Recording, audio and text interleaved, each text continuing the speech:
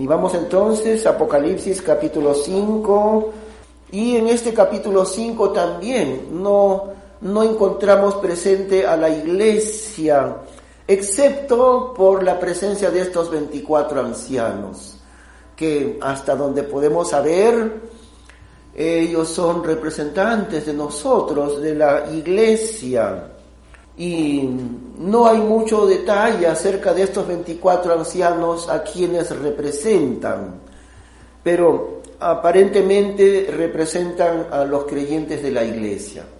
Y como digo, ¿dónde está el resto de la iglesia en este capítulo 5? En la presencia de Dios en el cielo. Está solamente como testigo de las cosas que suceden allí, porque Juan está viendo todo lo que sucede. Juan es como el que representa a la iglesia entera. Y fíjense que aquí no se dice que los santos de la iglesia están allí adorando a Dios, excepto por aquellos 24 ancianos. Y la razón es que todavía no se ha producido las bodas del Cordero. El Señor Jesús aún no ha contraído matrimonio con su iglesia. Eso vendrá después, en el capítulo 19. Y aquí estamos, apenas ha sucedido el arrebatamiento de la iglesia en el cielo. Y está para comenzar en la tierra los años de la tribulación, 7 años de la tribulación y el dominio mundial del anticristo.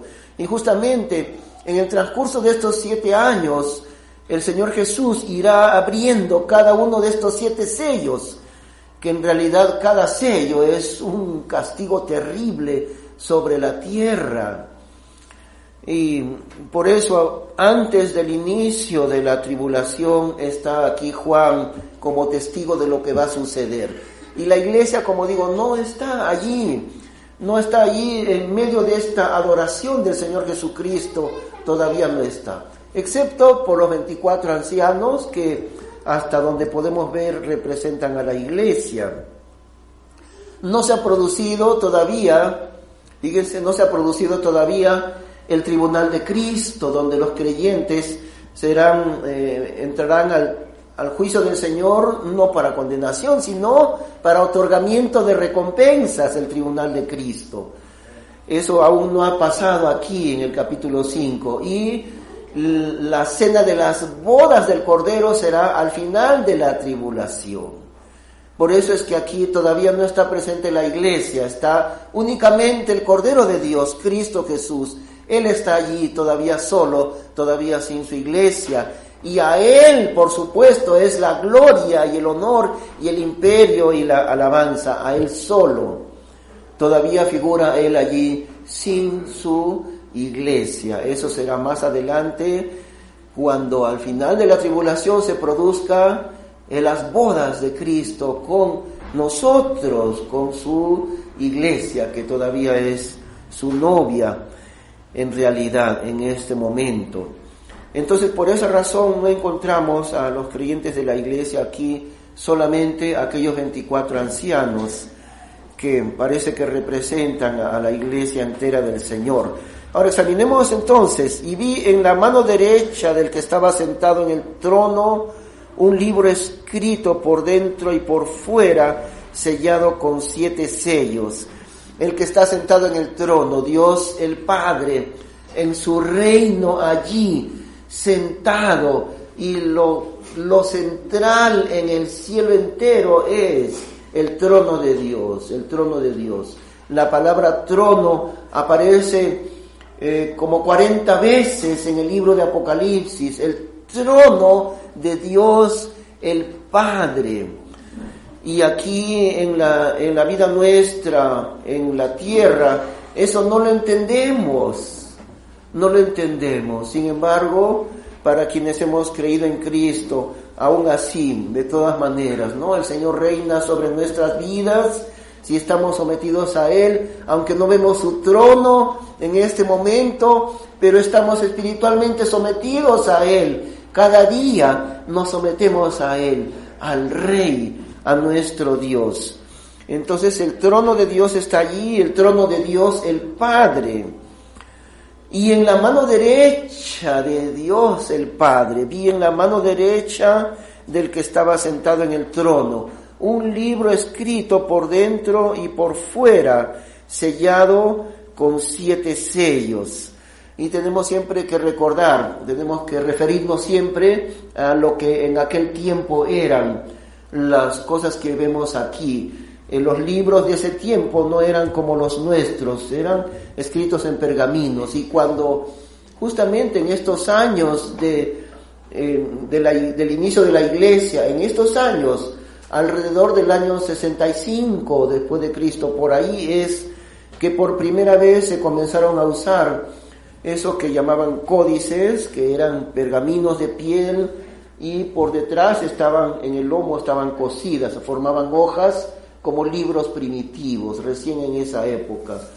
Y lo que Juan refiere aquí entonces es eso, ¿no? Un códice, un libro primitivo, escrito a mano, pero escrito por dentro y por fuera. Era muy raro en esos tiempos que un libro se escribiese en ambos lados de las páginas, o del rollo también, ¿no? Anteriormente son los rollos.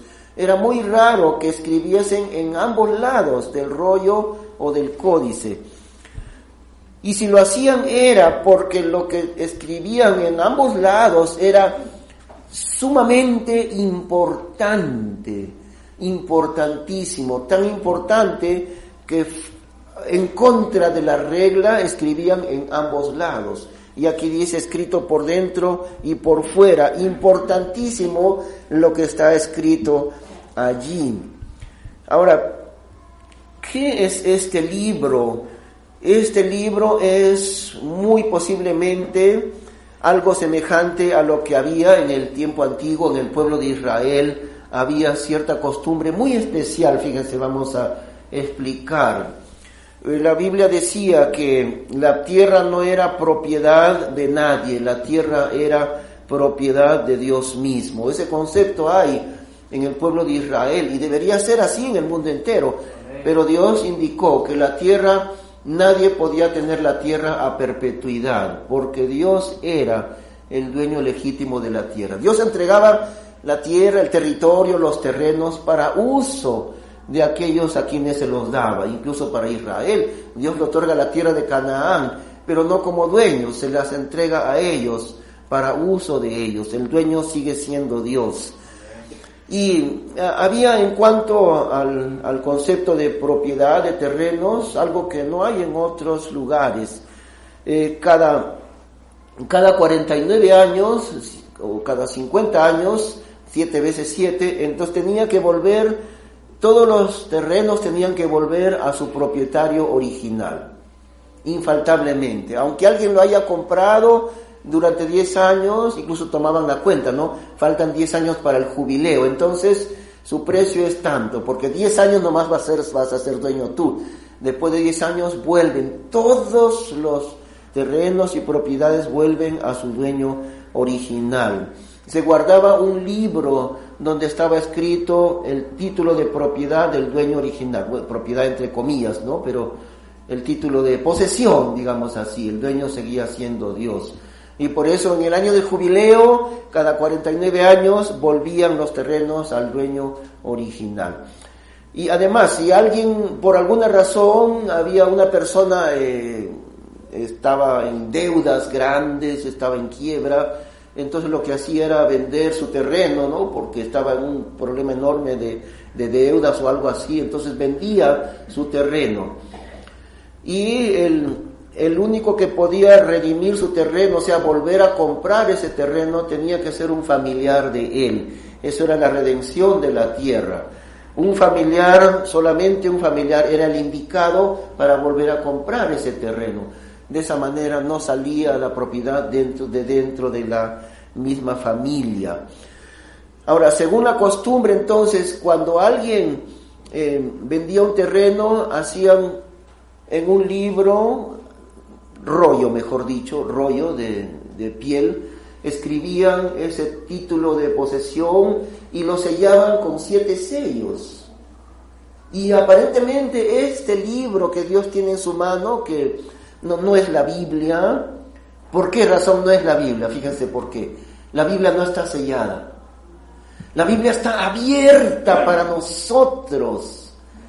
Abierta, y el hombre no la quiere estudiar ni entenderla, pero la Biblia está abierta. No es un libro cerrado ni tampoco sellado la Biblia. Por esa razón, este libro que tiene Dios en su mano derecha no es la Biblia. Y según todo lo que podemos entender, es el título de propiedad, el título de posesión, igual a esos documentos antiguos en el pueblo de Israel.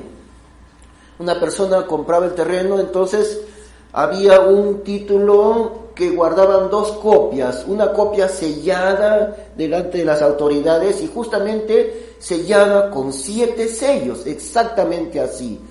Un original sellado con 7 sellos lo guardaban las autoridades y una copia tenía el que poseía el terreno. 2, ¿no? Y la copia que poseía el que tenía el terreno era abierta, no era sellada. El original en manos de las autoridades estaba sellado con 7 sellos. Entonces, según todo lo que podemos entender, comparando la Escritura con la Escritura, este libro que Dios tiene en su mano es el título de posesión de este mundo. El título de posesión de la tierra. Y hay alguien que ha usurpado esta tierra. Es Satanás, el diablo, ha usurpado, ha invadido fraudulentamente el territorio cuyo dueño es Dios mismo. Y Dios tiene en sus manos el título de propiedad de la tierra, del mundo entero. Y por eso es que no se encuentra a uno digno de abrir los 7 sellos del título de propiedad. El único que podía en el tiempo antiguo redimir era un familiar cercano para que redimiese la tierra, para que no saliese de la propiedad de la familia. El único que puede redimir este mundo, el único que puede acceder al título de propiedad, el Señor Jesucristo. ¿Por qué razón? Tiene que ser un familiar cercano. Él se hizo hombre, es Dios, y tomó forma humana y se hizo hombre como nosotros, es familiar de nosotros. Por eso es el único indicado para tomar como legítimo dueño que Dios le otorga el título de propiedad de este mundo. Así que Dios tiene allí el título de propiedad del mundo entero. Y hay un usurpador, Satanás, el diablo.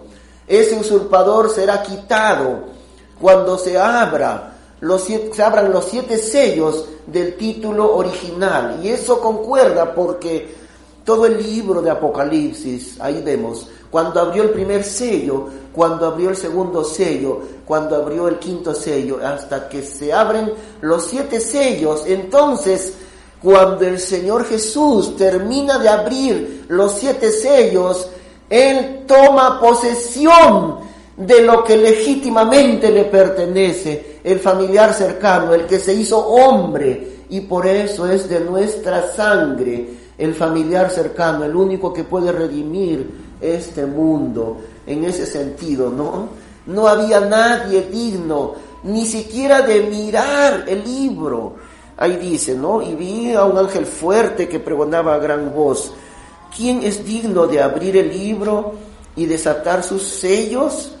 Y ninguno, ni en el cielo, ni en la tierra, ni debajo de la tierra, podía abrir el libro, ni aún mirarlo. Y lloraba yo mucho porque no se había hallado a ninguno digno de abrir el libro, ni de leerlo, ni de mirarlo.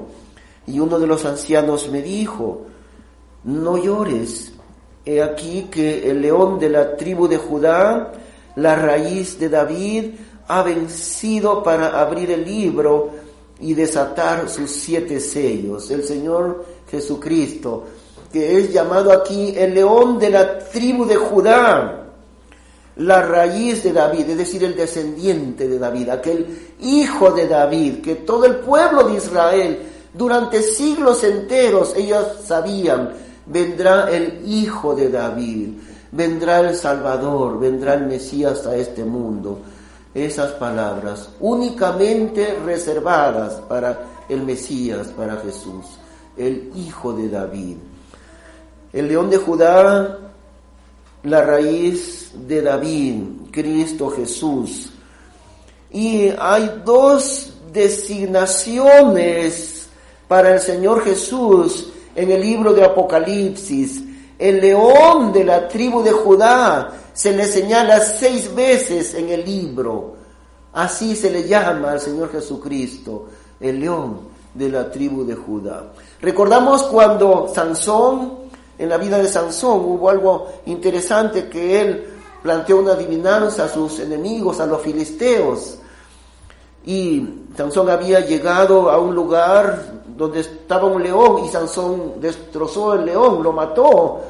Y cuando regresó allí después de unos días, encontró en el cuerpo del león muerto un panal de miel. Y entonces él plantea una adivinanza, un enigma a los filisteos y les dice: del devorador salió comida y del fuerte salió dulzura.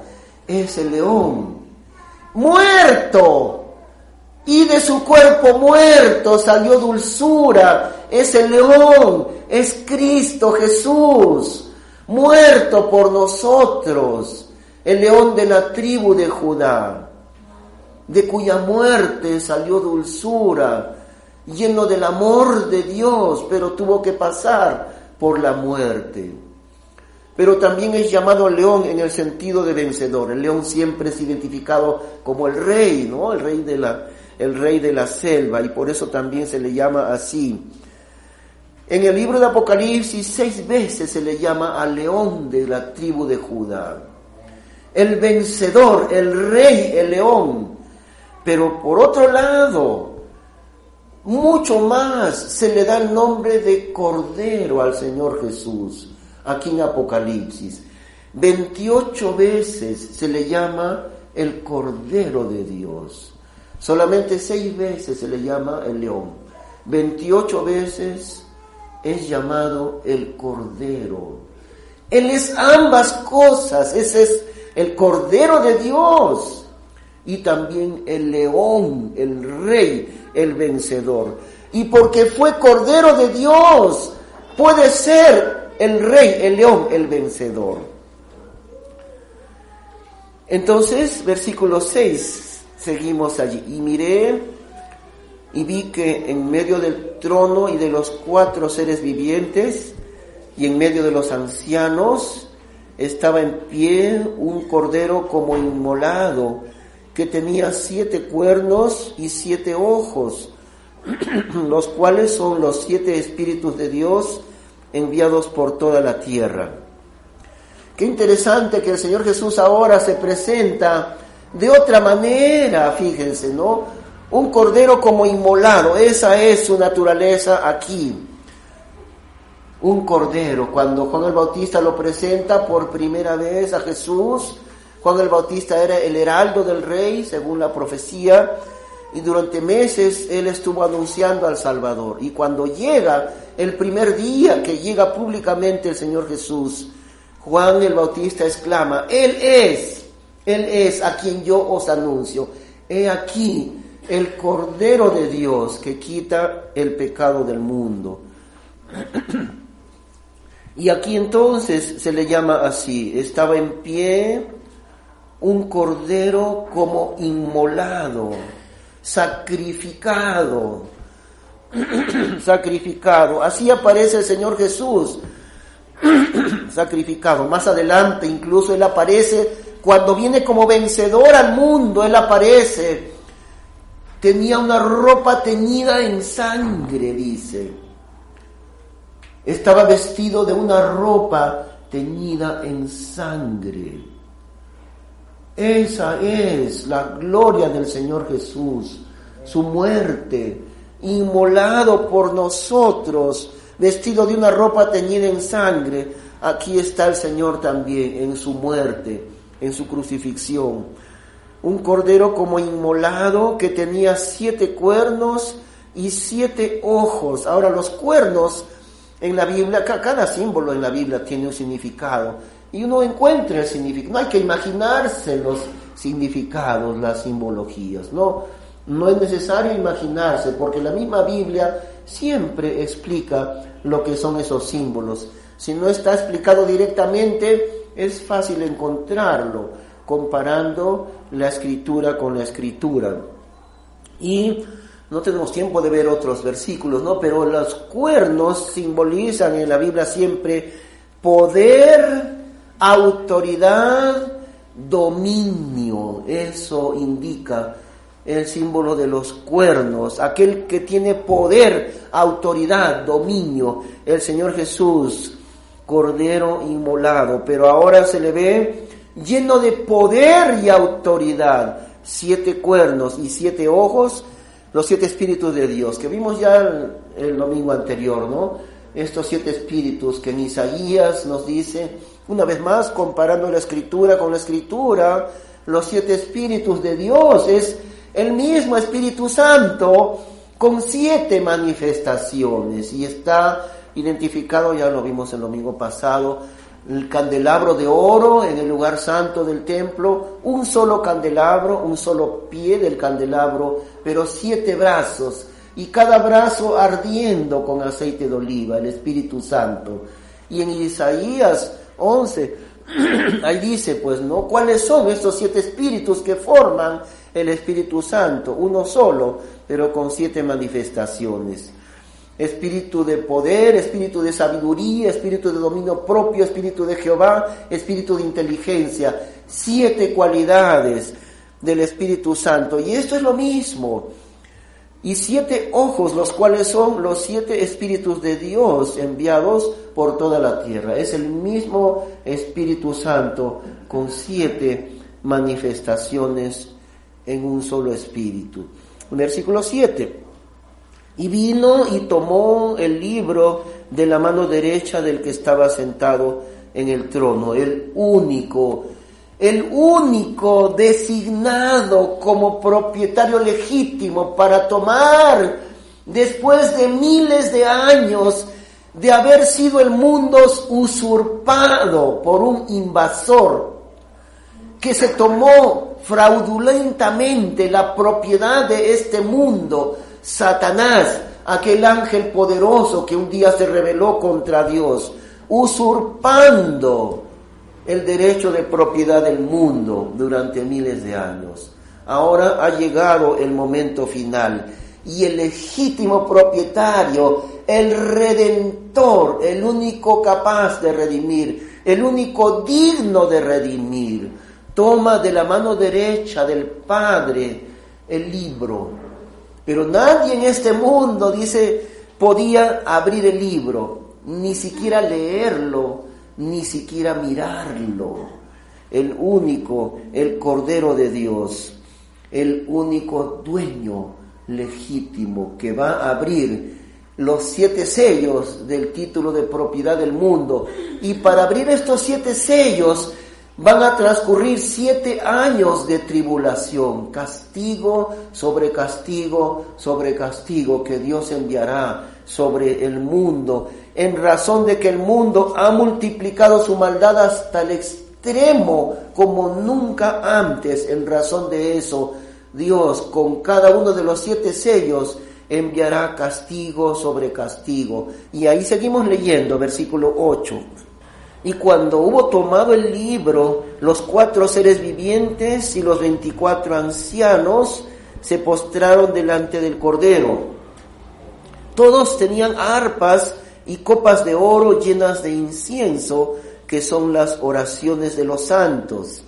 Y cantaban un nuevo cántico diciendo: digno eres de tomar el libro y de abrir sus sellos, porque tú fuiste inmolado y con tu sangre nos has redimido para Dios de todo linaje y lengua y pueblo y nación, y nos has hecho para nuestro Dios reyes y sacerdotes, y reinaremos sobre la tierra.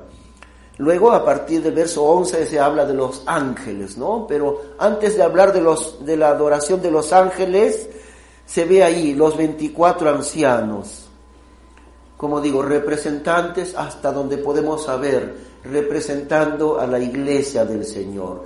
Y también porque la iglesia del Señor aún no se ha casado con el Cordero de Dios, aún no se ha realizado las bodas del Cordero. Y Cristo está todavía solo allí. Y la alabanza y adoración es para Él solo, por supuesto, ¿no? Él es el que murió, no nosotros. Por eso todavía no está junto con su iglesia allí, antes que se produzca su casamiento con la iglesia. Ahora, hermanos, la Biblia, hay un principio bíblico importante aquí, que el Nuevo Testamento no se llega a entender cabalmente si no es estudiando el Antiguo Testamento. Y tampoco el Antiguo Testamento se llega a entender cabalmente si no es estudiando el Nuevo Testamento. La gracia de Dios no la entendemos completamente si no hablamos primero de la ley de Dios. Tampoco la ley es entendida si no entendemos lo que es la gracia de Dios. Ambas cosas están íntimamente ligadas, estrechamente ligadas. No podemos entender el Nuevo Testamento sin el Antiguo. Tampoco entendemos el Antiguo Testamento sin el Nuevo Testamento. Ahora vamos a examinar en Daniel capítulo 7, que está relacionado con lo de aquí. Daniel capítulo 7, versículo 9. Y aquí en este capítulo, un poco extenso, se nos habla de los reinos, los principales reinos de este mundo. Y cómo es que aquellos reinos todos llegan a fracasar. Y son reinos usurpados, como decimos, ¿no? Satanás ha usurpado el derecho de propiedad del mundo entero. Y durante miles de años, Satanás ha otorgado poder a estos reinos falsificados que aquí vamos a ver. Hasta que por fin, y aquí lo dice, que aquí dice exactamente lo que hemos leído en Apocalipsis capítulo 5. Claro, agrega otros detalles de cómo los reinos de este mundo han prevalecido hasta que llega el momento en que el dueño legítimo, aquel único capaz de tomar en sus manos el libro de propiedad, el título de propiedad, y abrir sus sellos y tomar posesión de aquello que le pertenece y sacar del escenario al usurpador, a Satanás, al diablo. Vamos a leer Daniel capítulo 7, desde el comienzo. En el primer año de Belsasar, rey de Babilonia, tuvo Daniel un sueño y visiones de su cabeza mientras estaba en su lecho.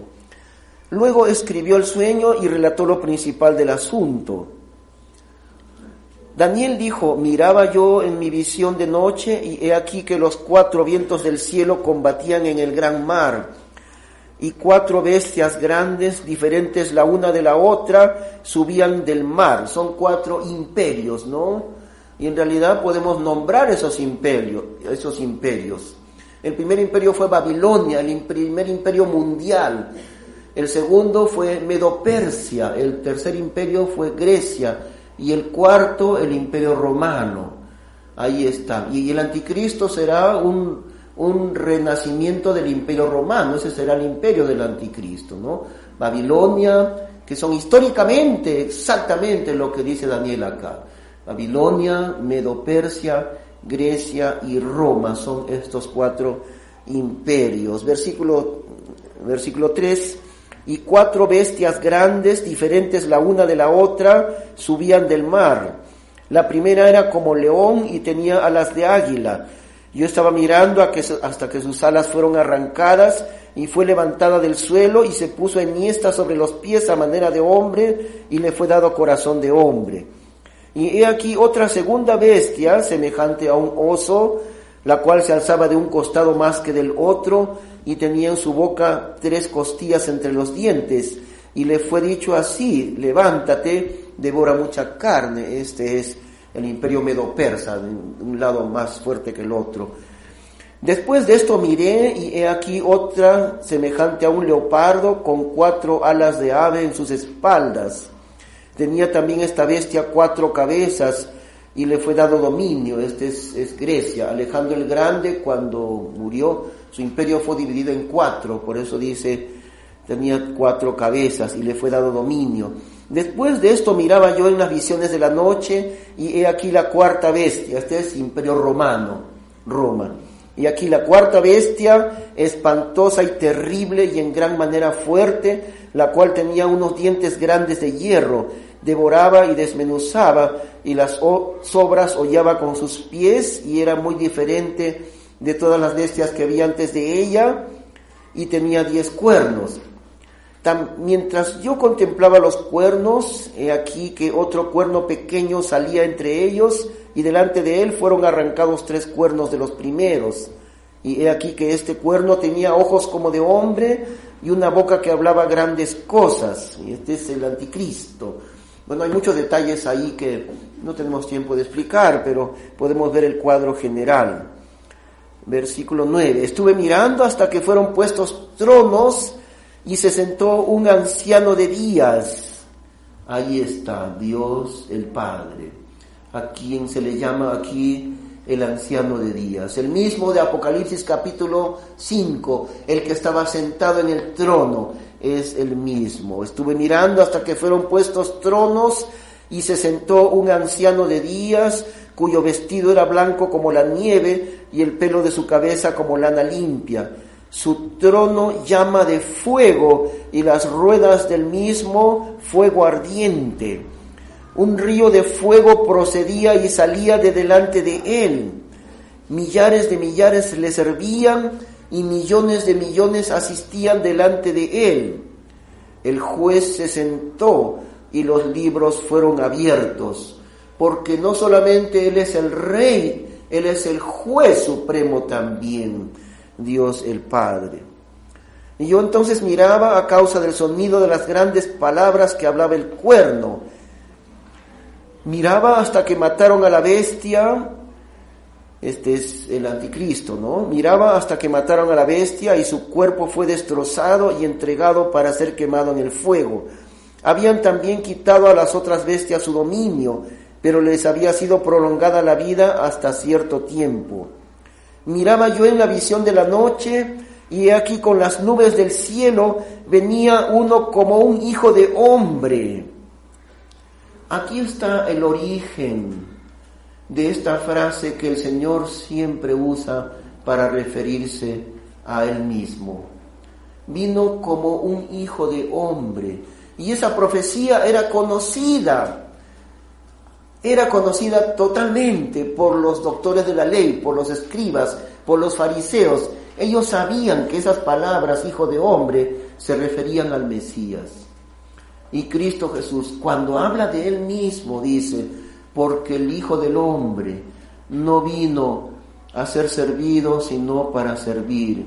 Porque el Hijo del Hombre vino a buscar y a salvar lo que se había perdido. Una palabra profética de Jesús, así como hijo de David también, el único que podía tomar ese título, el Hijo del Hombre. Y Jesús lo usa refiriéndose a sí mismo, el Hijo del Hombre. Versículo 13.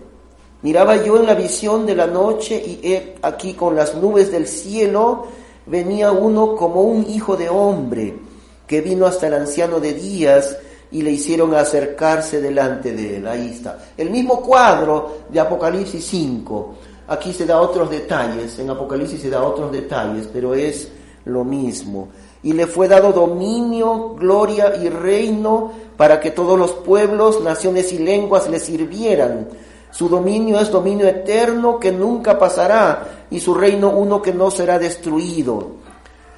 Se me turbó el espíritu a mí, Daniel, en medio de mi cuerpo, y las visiones de mi cabeza me asombraron. Me acerqué a uno de los que asistían y le pregunté la verdad acerca de todo esto, y me habló y me hizo conocer la interpretación de las cosas. Estas 4 grandes bestias son 4 reyes que se levantarán en la tierra. Después recibirán el reino los santos del Altísimo, y poseerán el reino hasta el siglo, eternamente y para siempre. Recuerdan ustedes, hermanos, que esta palabra, los santos, se repite en el Nuevo Testamento. Por eso no decimos el Antiguo Testamento con el Nuevo Testamento. Recuerdan ustedes, muchas veces la Biblia llama a los creyentes de la iglesia, a los santos y fieles de Cristo Jesús que están en Éfeso, a los santos en Corintio, a los santos.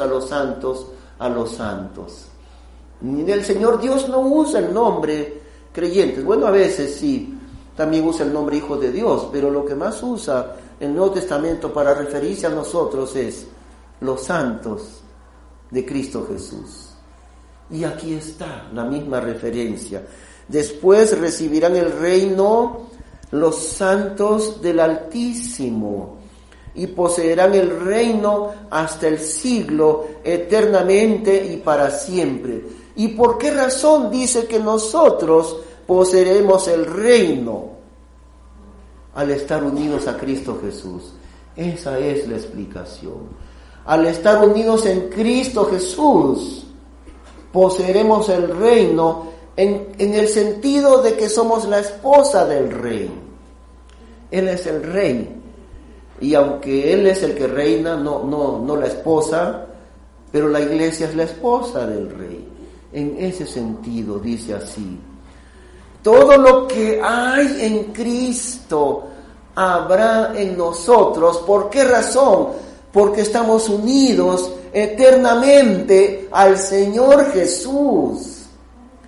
Bueno, por ahora la iglesia es la novia de Cristo.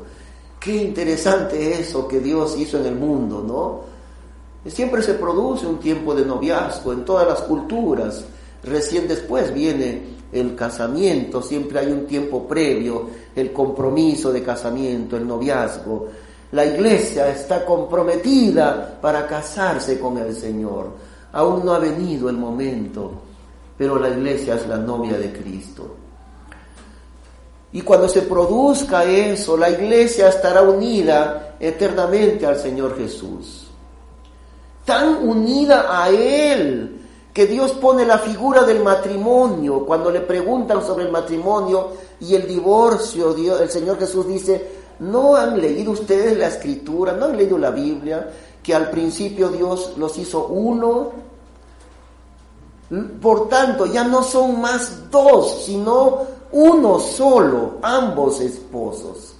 Por tanto, lo que Dios unió, que no lo separe el hombre. El hombre quiere separar lo que Dios ha unido. Esa unión matrimonial no es producto del hombre, sino de Dios. Por lo tanto, el hombre no puede destruir y separar lo que Dios ha unido. Ahora, esto se refiere al Señor Jesucristo con su iglesia. Han dejado de ser dos.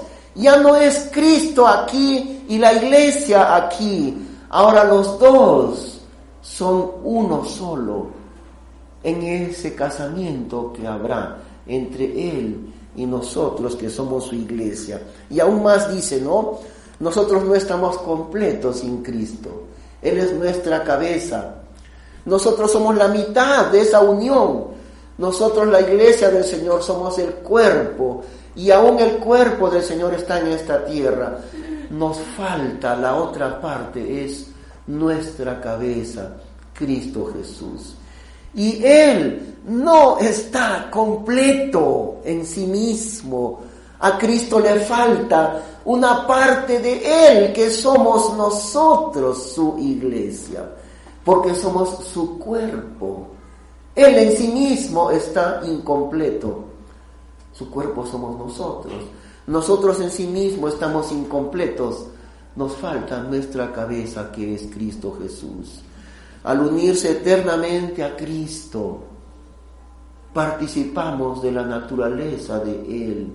Y todo lo que es Él somos nosotros. Ahora, varias veces he dicho, hermanos, aquí hay algo más allá de nuestra comprensión. ¿Cómo puede ser posible esto? Él es Dios y también es hombre, completo Dios y completo hombre, pero Él sigue siendo Dios. Y nosotros nunca vamos a ser Dios, simplemente somos personas humanas. ¿Cómo puede ser posible esto, no? Aquel que es el Dios eterno, hecho hombre, se une eternamente con los que son hombres, con su esposa, con la iglesia. Y llegan a ser ambos, Cristo y la iglesia, uno solo para la eternidad. ¿Cómo puede ser esto, no? Eso va mucho más allá de toda explicación. Unidos nosotros, seres humanos, y encima pecadores, redimidos por su sangre, vamos a ser uno solo con Cristo Jesús. Y por eso es que dice aquí, al ser nosotros uno con el Dios, con el Rey Cristo Jesús, al ser uno solo con Él, dice aquí, después recibirán el reino los santos del Altísimo y poseerán el reino hasta el siglo eternamente y para siempre. Lo vuelve a decir también, hablando del anticristo, versículo 24, estamos ahí en Daniel 7, ¿no? Verso 24, y los 10 cuernos significan que de aquel reino, del imperio romano, de aquel reino se levantarán 10 reyes, y tras ellos se levantará otro, el cual será diferente de los primeros, y a 3 reyes derribará. Este es el anticristo. Y el anticristo hablará palabras contra el Altísimo, y a los santos del Altísimo quebrantará en la tribulación, en los años de la tribulación, y pensará en cambiar los tiempos y la ley, y serán entregados en su mano hasta tiempo y tiempos y medio tiempo, 3 años y medio de dominio completo del anticristo en esos años de tribulación. Pero se sentará el juez y le quitarán su dominio para que sea destruido y arruinado hasta el fin, y que el reino y el dominio y la majestad de los reinos debajo de todo el cielo sea dado al pueblo de los santos del Altísimo, cuyo reino es reino eterno, y todos los dominios le servirán y obedecerán. Ahora aquí también debemos recordar algo, ¿no? El pueblo de los santos del Altísimo, porque hay 2 pueblos diferentes de Dios. Uno es Israel, otro es la iglesia, nosotros. Pero esto es cierto para ambos es cierto, porque por ejemplo, en el reino del Señor Jesús, aquellos 1000 años después de la tribulación, como decíamos, ¿no?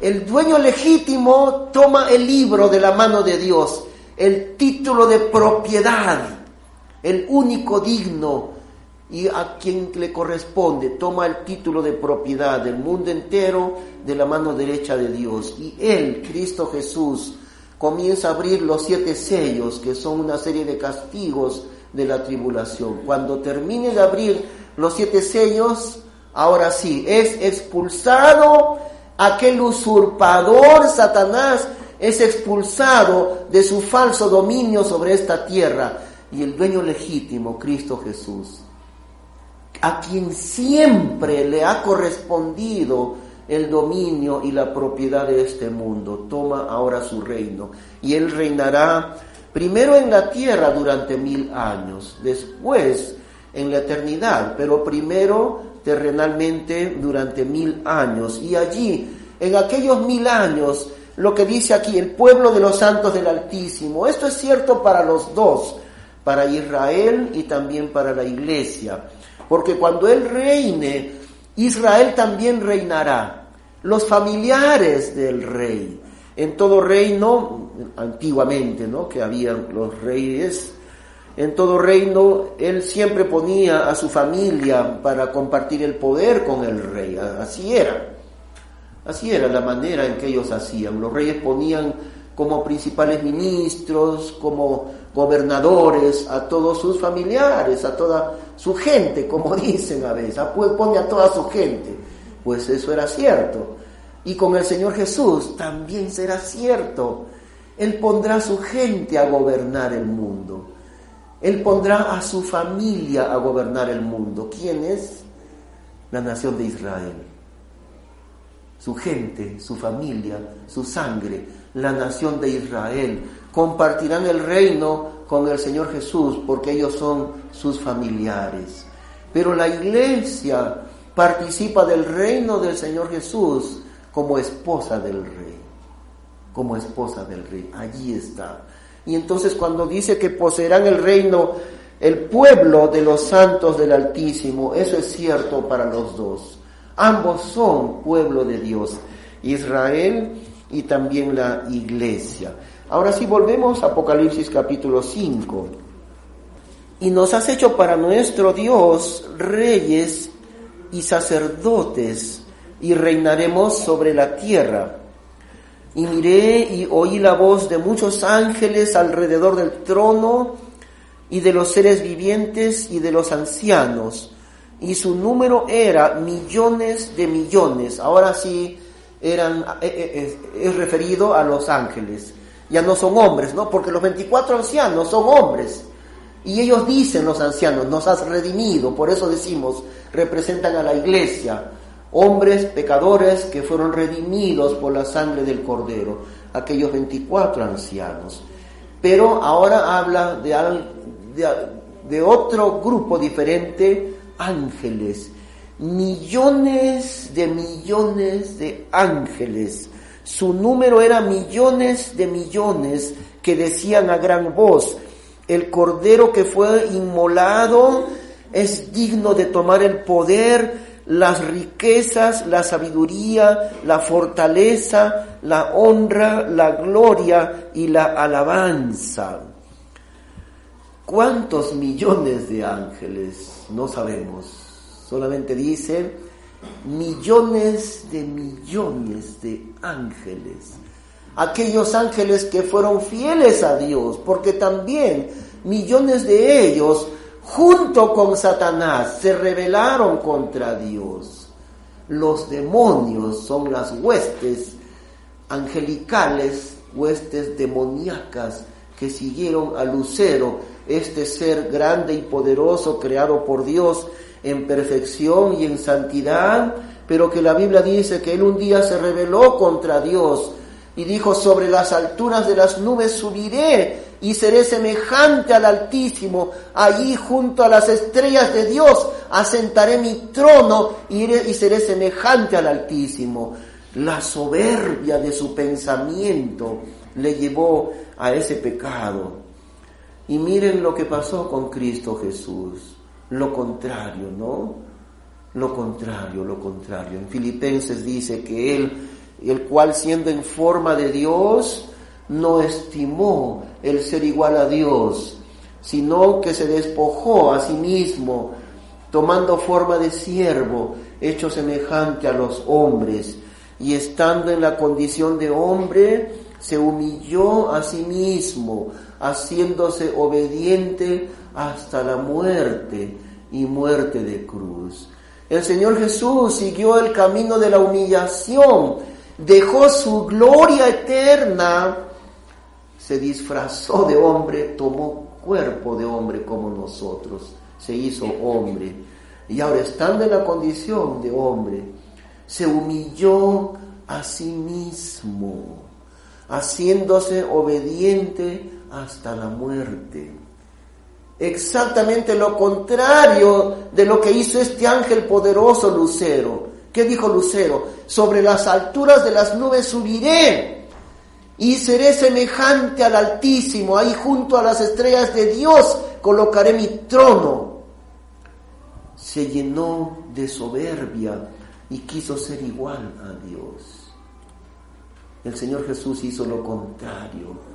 Después de haberse hecho hombre y estando en la condición de hombre, dice en Filipenses, se humilló a sí mismo, haciéndose obediente hasta la muerte y muerte de cruz.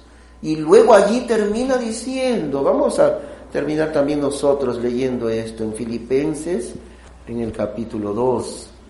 Estando en la condición de hombre, se humilló a sí mismo, haciéndose obediente hasta la muerte y muerte de cruz. ¿Cuál es ese ejemplo del Señor? ¿Has aprendido, querido hermano? a ser obediente, haciéndose obediente hasta la muerte. Esa fue la voluntad de Dios para él, hacerse obediente hasta la muerte. Y cuando Dios manda sobre tu vida cosas difíciles, sufrimientos, cosas que te parece que no deberían ser en tu vida, ¿te has dado cuenta que al suceder eso en tu vida, necesitas esa actitud de Cristo, hacerte obediente como Él? No te va a pedir, creo el Señor, hacerte obediente hasta la muerte. No te va a pedir tanto como a Cristo, pero sí te va a pedir ser obediente, porque Él es nuestro ejemplo. Se humilló a sí mismo, haciéndose obediente hasta la muerte, y muerte de cruz. Ahora, como resultado de esto, ¿qué hizo Dios con Él? Verso 9, por lo cual Dios también, por esto anterior de su obediencia hasta morir, por lo cual Dios también le exaltó hasta lo sumo y le dio un nombre que es sobre todo nombre, para que en el nombre de Jesús se doble toda rodilla de los que están en los cielos y en la tierra y debajo de la tierra. Ahora esto también comprende a los que están en el infierno, no solamente a los que son hijos de Dios. Toda lengua, los demonios, los incrédulos en el infierno, toda lengua confiese que Jesucristo es el Señor, para gloria de Dios Padre. Y eso es lo que nos dice Apocalipsis, ¿no es cierto?